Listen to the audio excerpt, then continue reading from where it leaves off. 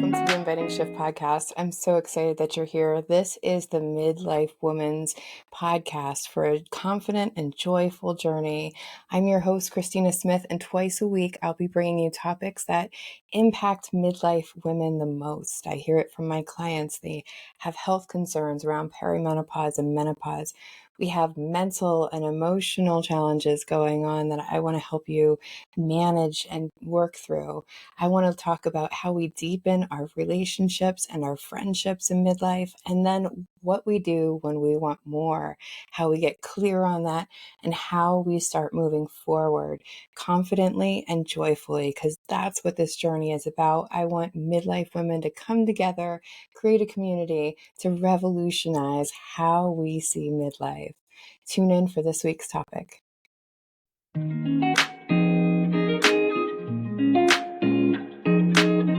Hello. So the first episode of the Inviting Shift podcast for season 2, which releases in September. So if you're not listening to this in September, it's that time of year where a lot of my clients are letting go of their children. It's empty nesting season, right? And we're about probably a month in if your kids are going to college.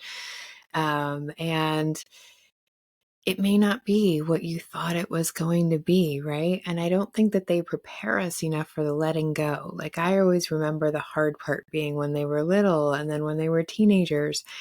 And then there's the letting go. And this is probably the hardest, most sustaining part of parenting, is constantly letting go once you've kind of raised them. So what do we think empty nesting is?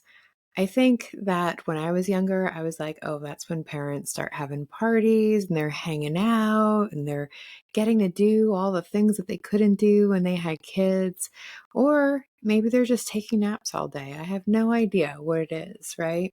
I think my mom always wanted to be able to sit down and watch an entire movie. So I guess when I thought like her kids would get out of the house, that's what she would spend her time doing. But what it actually is, right? So there's some really crazy things that happen with empty nesting. And this could be whether you're excited to have them out or you're afraid to let them out. Either way, there are some things that it actually is, right? So whether we're excited or we're missing them, probably a little bit of both. Missing and worrying about our kids is always a thing, right? Like, we know intellectually that this is a good thing, that they're off on their own, that they're going to go live their journey. And yet every time something comes up, that might seem scary to us or different for us, or maybe something we never gave ourselves permission to do, or their journey just isn't looking the way that we thought it should, right? We're going to worry and miss our kids. We're going to worry about them. It's just a natural part. That's something that's probably not going to go away. It may lessen, right? We can lessen it. We can get realistic worries about them. And we may still worry about our kids. The other thing that actually happens is wondering what to do with our time. So I know that all of our lives, while we were raising these children, we're like, ooh, when we don't have children, we're going to do this. I'm going to start that new hobby. I'm going to start going to the gym more. I'm going to start traveling more.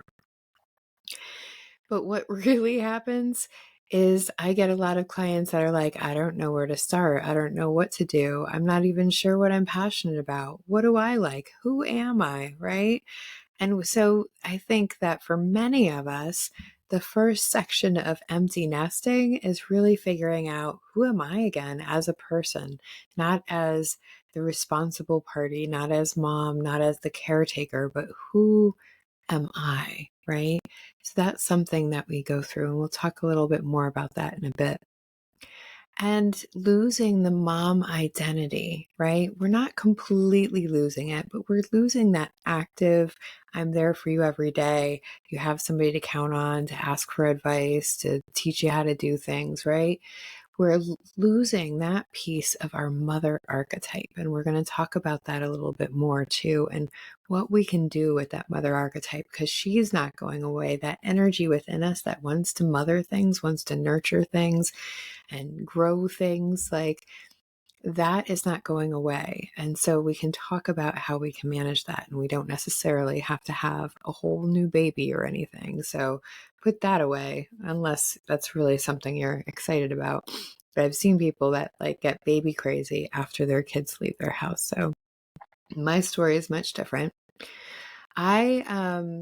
My son and his father got divorced when he was young, and his father moved across the country. And so he would go there for summers. And then somewhere around 13, he decided that he really wanted to go live with his dad. And in my mothery heart, I knew that it was probably about the time where he needs to go spend time with his dad. He had a great stepfather, I have a great husband, but he really needed to go see his dad, be with his dad, know his dad. And so at 13, I let him move across the country, or, that's what happened anyway. And whew, did I miss him. So the first thing I did, because I had already been doing a lot of my own growth work, thank goodness, is I called a circle of women around me. And what came up for me as I shared stories, as they shared their accounts of my mothering and grief and letting go, is that I really trusted who my son was. And the big part for me was I was losing my identity as that full-time mom. And I started grieving all of the things that we never did that maybe I should have, could have, would have while he was younger, right? And so these little pangs are going to come up like, oh, I never did that thing. I wanted to do that thing when they were little. And all those things are going to come up. And I was able to release them. So there's probably some bits of you that might carry mother shame. I'm not trying to say that everybody has it, but everybody has it. And that's perfectly okay. That's actually partially normal. It means that you are a good parent if you're looking back and you're questioning some of the things that you might have said, done, whatever. I'm not saying we can change it, but there are rituals that we can use to move them through our body. And for me, that was sitting amongst women and being able to speak about all of the things that I felt were unspeakable. Like if I said it out loud, it would somehow make it true. And letting go of that mother identity also meant letting go of my judgments about how bad of a mother I was or how I could have been better, whatever that was. So for me, I had this early stage where I had like a practice session of letting go. But of course, my son was still in high school, so I wasn't going to absolutely abandon him. We talked on the phone, not as much as I liked, of course, because they say, well, he is a boy. So I didn't talk to him as much as I wanted. And we decided to move across country to go finish the last 2 years of high school with him. So I did get to have that connection back in some way. However, right after that, he went off to the military where half the time I can't get a hold of him and I don't talk to him as much. And I still feel that pain of not having him with me. Of course, I still see pictures of when he was little and I wish I could just smoosh those little cheeks again, right? But I've learned to really see those as glorious, beautiful memories and part of my journey, part of his journey. And what I have to remember is that this is his journey. Him not calling as much as I'd want him to is his journey. He's figuring out who he is without his parents. And I think it's a really, really beautiful thing. However, there is a lot of grief and sadness that comes with it. I only had the one birth son. So that was my experience of empty nesting. And then after I no longer had those parental responsibilities, I had to give myself permission to be happier, to choose happiness, to choose to go do fun things even when I'm missing my kid, to really explore who I was. So, what I hear from a lot of other women is they had grown so attached to them. Their kids were almost like a best friend or a sister or a sibling. And so, that really detached, not having the same connection. And I hear you. However, I would challenge you that maybe that really super close connection where your child is asking you about every decision that they're making may not be benefiting them. There is some disconnection that's supposed to happen between parents and kids, right? Like you're supposed to separate at some point so that your kids can really live their journey, not a second version of yours. And this is really common. So it's okay to miss them. And I'm going to tell you what we can do about that in a minute. The other idea is like, get them out. I don't care. I don't want to be responsible anymore. And even these parents are going to miss their kids. I know that we say it. Maybe we're joking. Maybe we've just really had enough and we're ready. However, we are still going to miss our kids. So, what I want us to understand is whether you're excited or whether you're sad, or any emotion in between around empty nesting, it's all okay. You can have emotions that feel very conflicting about it. It's all okay. And it's all completely normal for us to have all these feelings. So now that I've talked your ear off about what this empty nesting is like, and it can be so empty. Oh, I also want to touch on single parents because it's really challenging what I hear from my clients that are single parents that are empty nesting. It's a little bit different and a little bit harder, right? Because it's probably your house is probably silent now if you don't have anyone else there besides your children that just moved out.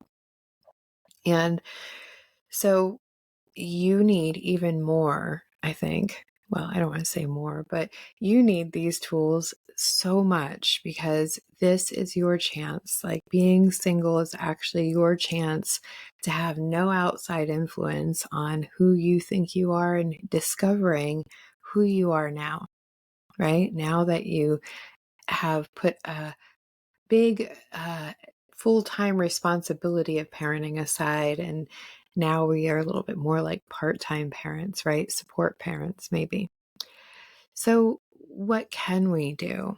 The first thing is when my son moved across the country at 13, there was a period, I think when he was around 15 or 16, where he just stopped talking to me. He wouldn't tell me why. He wouldn't tell me what I did wrong, why he didn't want to talk to me, none of that stuff. And so it was like radio silence, even though I kept leaving him messages and texting him, letting him know I loved him.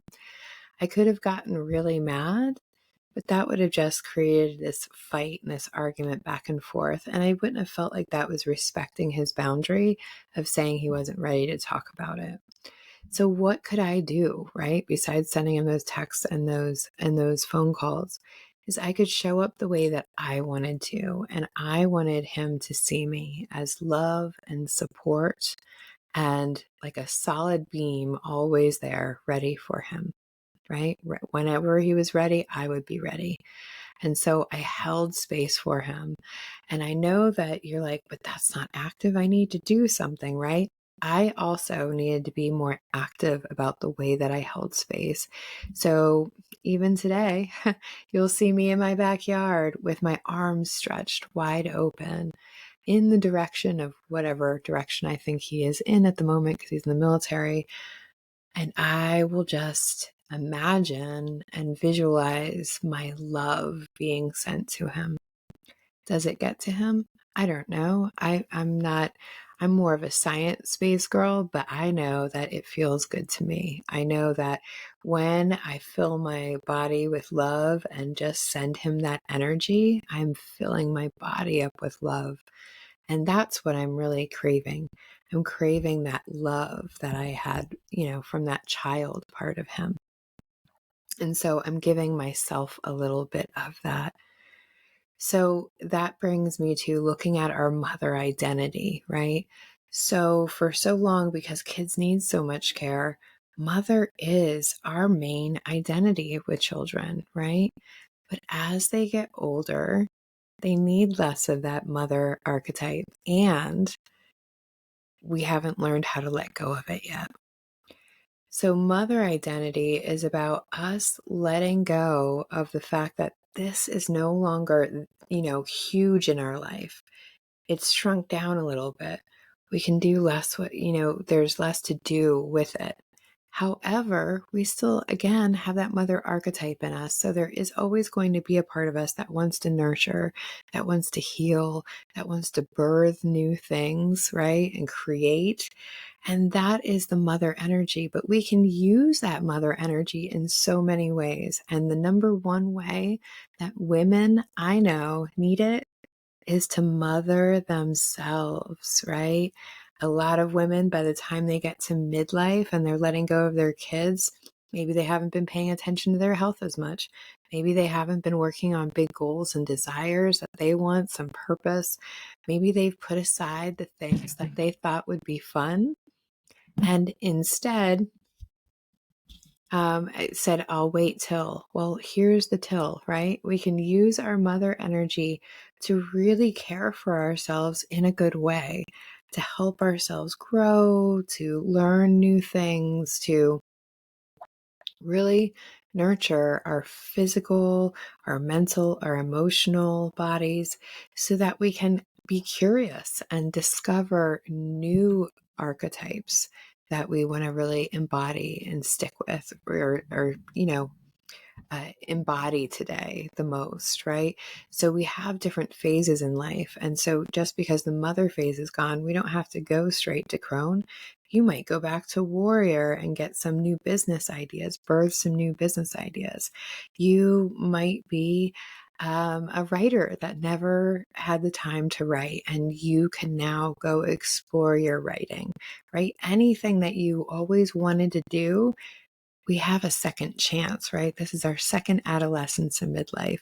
So you can go back and do those things so that we can get really clear on who we are. And that's what I want to talk about next is the clarity that we need when we're empty nesters, so that we can move forward and really look forward to the future journey, not like everything that was important is behind us, right? Which is a way that we can start to feel.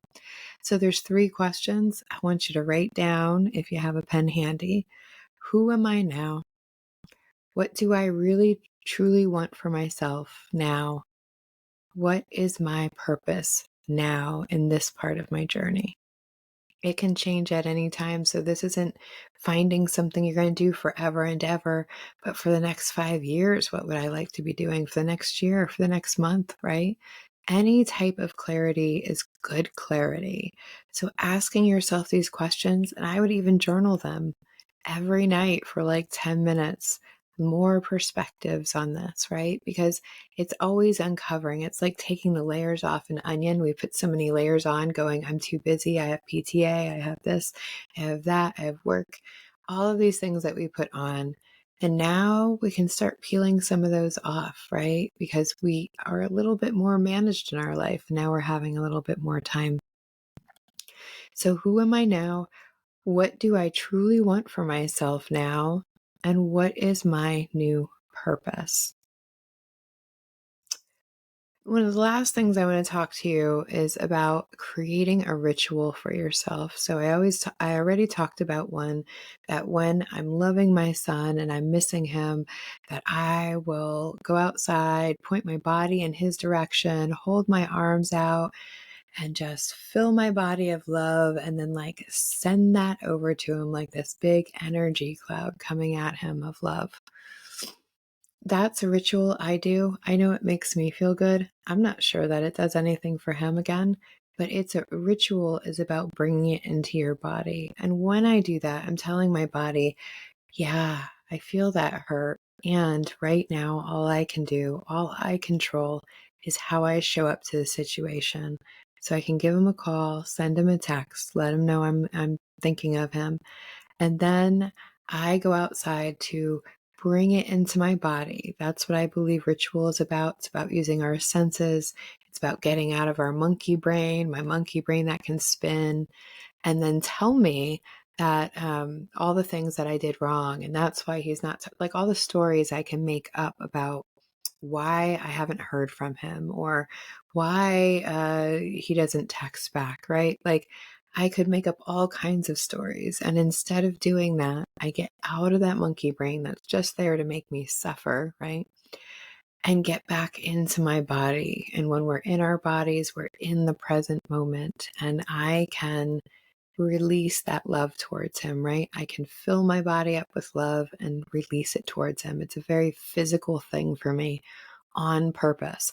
I want to bring it into my body, and it doesn't do that through the brain. Our brain just overthinks it. So sometimes you can't outthink your kids growing up, right? Another one that you can do, and I do this often. I used to do it more often when my son first left, right? But I call it like a dream funeral or a expectation funeral, let's call it. And so I've let go of all the things that I thought I should, could, would do better, right? So instead of shaming myself and staying in that shame spiral, I write them all down on pieces of paper. And then I put them, either you can burn them, but I like to keep a little box in my backyard that I can dig up.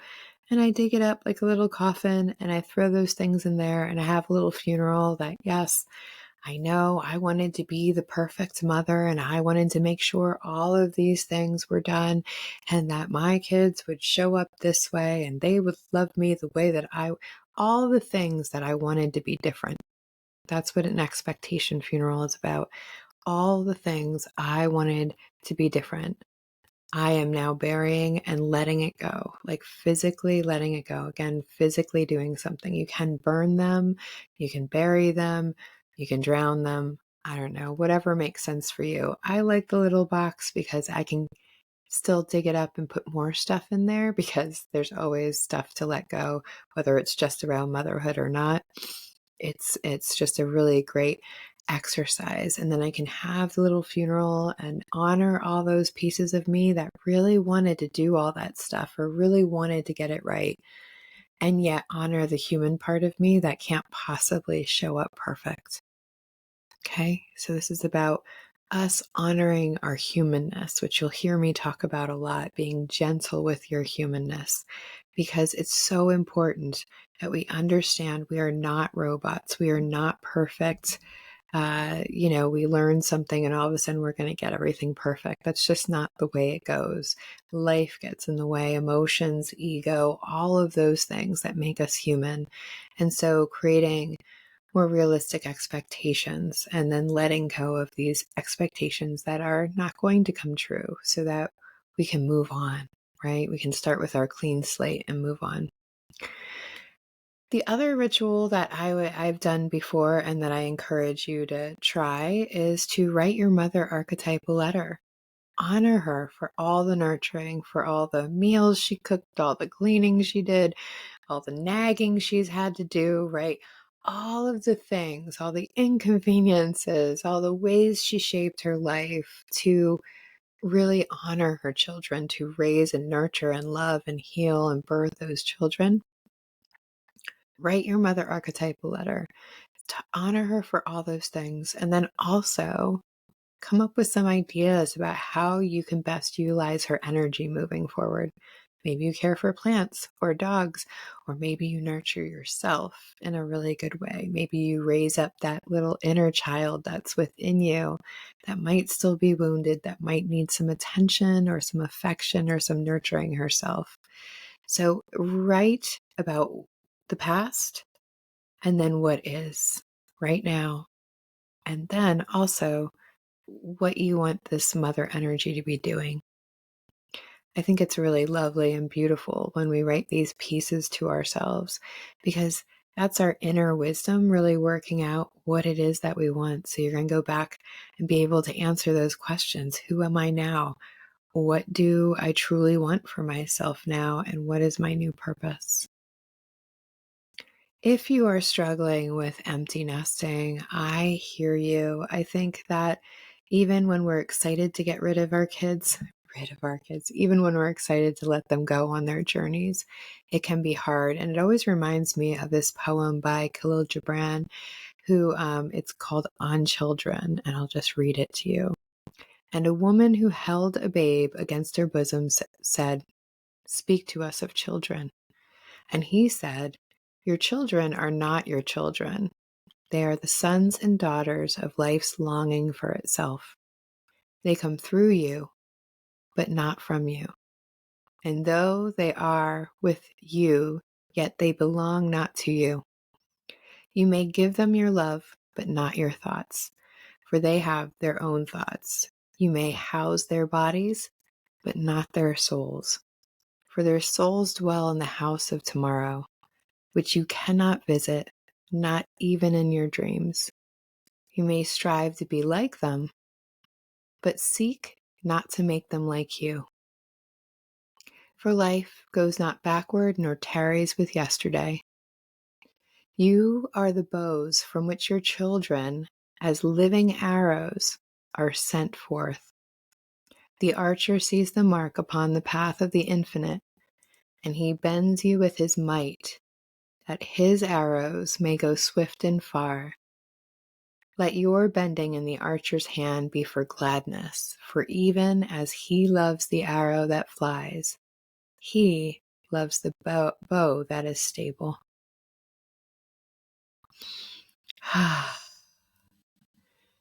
Cry if you need to, when you need to. Release the emotions. Find some ritual that helps you feel connected, full of love, and honoring that humanness of us, of letting go of our babes.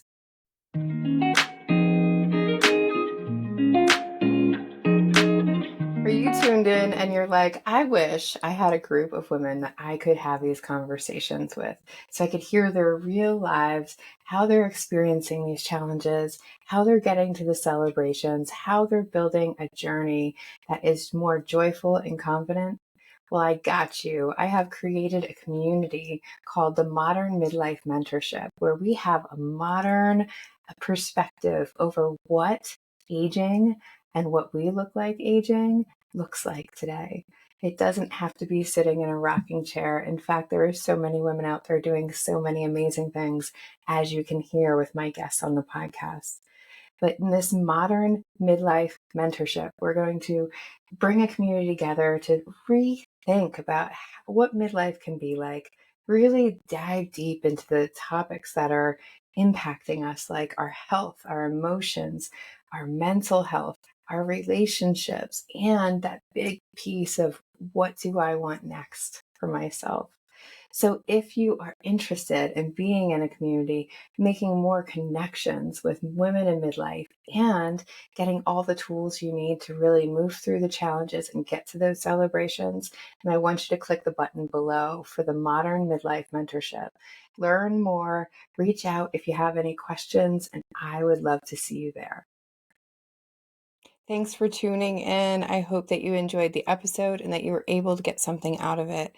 If that's true, then on Tuesdays and Thursdays, every week this season, I am going to be releasing more. So make sure that you hit that subscribe button, hit the like button, leave a comment. It all really helps us get seen by more women so that we can really revolutionize how we see aging and how we see ourselves while we're aging, so that we can age more joyfully and confidently. I hope you're gentle with your humanness, especially in midlife. Bye.